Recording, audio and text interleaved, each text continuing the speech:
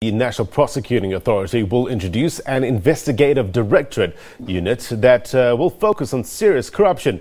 President Ramaphosa says the unit will help to investigate priority cases and confiscate property suspected to be the proceeds of crime. So let's get more on this now, and we're joined via Skype by David Lewis, Executive Director of Corruption Watch. David, as always, a pleasure having you on the program. Would you say the President sent a stern warning last night to those involved in corruption? Yes, I think that he did, actually. I thought the tone in relation to corruption was strong and welcome.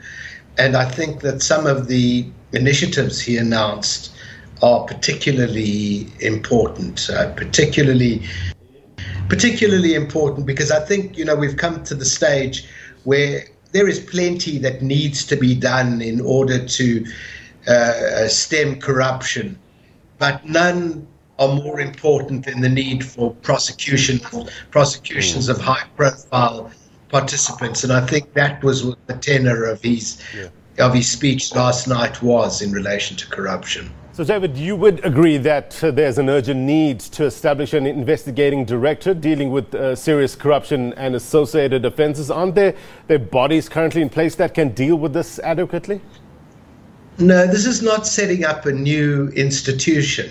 The president has powers under, I think it's Section 7 of the NPA Act, to establish a specialized unit within the NPA to investigate a designated category of criminal offences.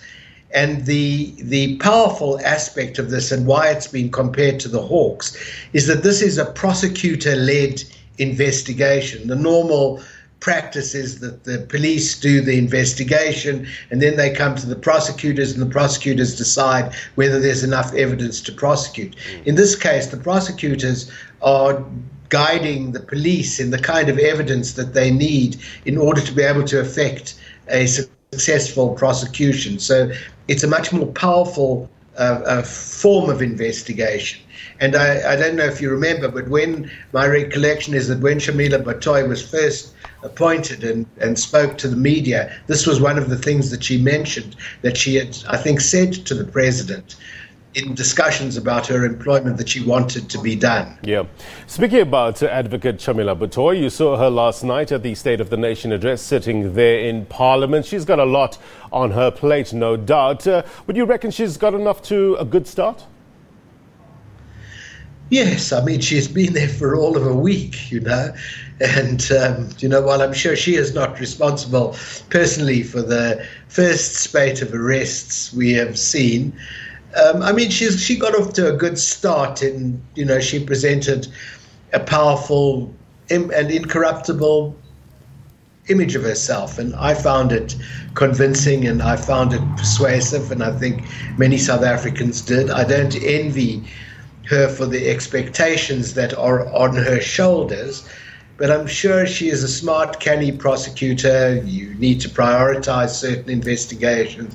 You need to go for some low-hanging fruit. But above all, you need to see some household names prosecuted. And in the evidence in recent weeks to the Zondo Commission, there have been a large number of those names, not many of whom, incidentally, have been arrested yet. But I suspect that this is a prelude to some very, very big arrests to follow. Well, speaking about arrests, what do you make of the recent arrest of the likes of the former Bosasa CEO, Angela Agrizzi, and the like? Well, like I say, I think these were very, very important players. Oddly, the former commissioner, T, is maybe the most significant arrest of all of them there. These are very, very important players. But, the household names mentioned are the Watsons, Nomvolo Mokonyane, Dudu Myeni, and, of course, as ever, Jacob Zuma himself. And I think it's when these people arrested start to think about the prospect of many, many years in jail, that they might agree to cooperate with the prosecution on truly, truly big issues in. It seems that we are having a bit of an issue with the line, but let me try to squeeze in one more question, David. Stemming from that, the last question, are you worried that these arrests would not deter future whistleblowers coming forward? Not really, and if it does, well, that's a pity. But, we need to resist very strongly the notion that the prosecutorial authorities need to wait for the Zondo Commission to do its business. They can complement each other very nicely, but they're independent institutions and agencies with independent mandates. And the prosecutors have got plenty of evidence to act, not all of which has come through the Commission. But if they've been doing this investigation, they say for a long time, let's go ahead and prosecute. Okay, let's leave it there. David Lewis is the Executive Director of Corruption Watch. Thank you very much indeed for joining us. Now, the news. COSATU President Zingiswa Losi says the unbundling of Eskom announced by President Cyril Ramaphosa during his SONA last night must be a full consultative process that must not lead to job losses. The President pronounced